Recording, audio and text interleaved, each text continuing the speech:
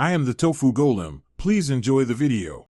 In this video, I will explain how to replace a Honda Civic taillight. This guide makes the process simple, requiring just a few basic tools. We will begin by accessing the tail light assembly from inside the trunk. Then, we will carefully remove the old unit. Finally, we will install the new tail light and ensure everything functions correctly.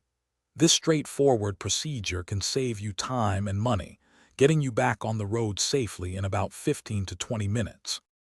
To begin, open your trunk and look for the carpeted trim panel near the tail light. You will typically find a small access door or a section of the liner that needs to be gently pulled back. Use a trim removal tool or a flathead screwdriver wrapped in tape to carefully pop out any plastic clips. This step exposes the 2 to 4 8mm nuts or screws that secure the entire tail light assembly to the car's body. Once the retaining nuts are removed, gently pull the tail light assembly straight back. It might be a bit snug due to alignment pins, so a firm, steady pull is best. Disconnect the electrical connector by pressing the tab and pulling it apart.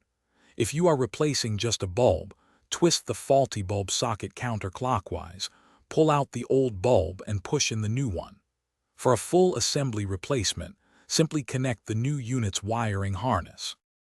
Before fully reassembling, connect the new tail light's electrical harness and test all functions. Have a friend check the brake lights, turn signals, and running lights to ensure they illuminate correctly. Once confirmed, align the new assembly's pins with the body holes and push it firmly into place. Reinstall the 2 to 4 8mm retaining nuts, tighten them securely, and replace any trunk liner trim or access panels. You have successfully replaced your tail light. Thanks for watching. Consider subscribing if we helped you today.